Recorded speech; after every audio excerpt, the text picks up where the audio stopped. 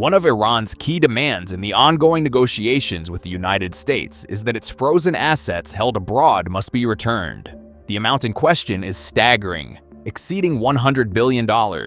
Despite having such vast assets overseas, Tehran remains unable to access them due to stringent U.S. sanctions. Meanwhile, Iran is enduring a severe economic crisis. In an attempt to reach a compromise and alleviate domestic pressure, Iran has formally demanded the return of its frozen foreign wealth from Washington. This raises critical questions about whether the United States will accept Iran's demands and where exactly this immense sum of money is being kept. The origins of these international sanctions date back to 1979, immediately following the Islamic Revolution, when Iranian authorities took American citizens working at the U.S. Embassy in Tehran hostage. Washington retaliated by freezing Iran's lucrative oil revenues. Over the ensuing decades, as international concerns grew regarding Iran's nuclear and ballistic missile programs, these financial restrictions were further intensified. What began as a bilateral dispute rapidly evolved into a complex web of international sanctions designed to isolate Tehran's economy.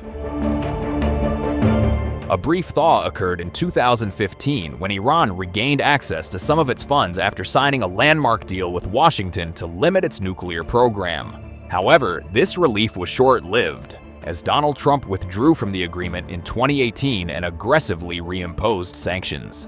More recently, in 2023, a prisoner exchange agreement saw $6 billion of Iran's frozen assets in South Korea transferred to Qatar. Although Iran was intended to use those funds for humanitarian purposes, it lost access the following year following missile attacks on Israel. Furthermore, Iran's central bank assets have also been partially frozen by the European Union, citing allegations of human rights violations, breaches of nuclear commitments, terrorism, and support for Russia's war in Ukraine through drone programs. Although assets are typically frozen due to international sanctions and court orders, this financial policy is frequently utilized by the United States to exert maximum pressure on adversary nations. In Iran's case, the vast majority of its inaccessible wealth is actually held well outside the United States. According to an Al Jazeera report, China holds at least $20 billion worth of Iranian oil, whilst Iraq holds approximately $6 billion.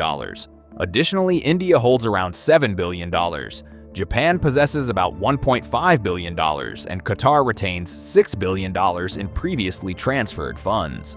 The United States itself holds roughly $2 billion of Iranian assets, with a further $1.6 billion frozen in Europe. The cumulative effect of these prolonged Western sanctions has been devastating for Iran, leading to severe inflation, a sharp depreciation of the rial, and a near-total absence of international investment. Consequently, nationwide protests have erupted, and before recovering from these domestic shocks, Iran has found itself burdened with the economic strain of regional conflicts. To recover, Tehran urgently requires this capital, as nearly 1/4 of its GDP remains frozen abroad. If recovered, these funds could revitalize essential infrastructure, repair war damage, and stimulate economic recovery. Underscoring the urgency of the situation, the country's parliament speaker, Mohammad Bagher Ghalibaf, has established a strict prerequisite before entering talks in Islamabad. Iran's frozen assets must be released before any negotiations begin, unequivocally signaling that Tehran will not agree to any deal unless its wealth is unfrozen.